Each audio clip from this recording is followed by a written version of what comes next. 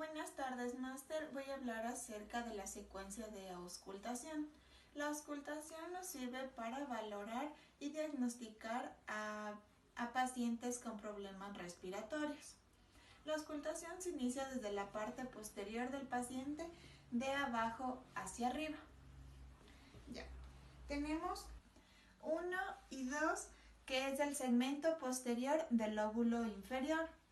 3 y 4, que es el segmento lateral posterior del lóbulo inferior.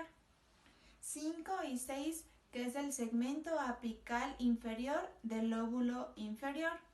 7 y 8, que es el segmento apical superior del lóbulo inferior. 9 y 10, que es el segmento apical posterior del lóbulo superior. Ya, ahora en la parte anterior, de igual manera se inicia de abajo hacia arriba. El 11 y el 12, que es el segmento posterior del lóbulo inferior.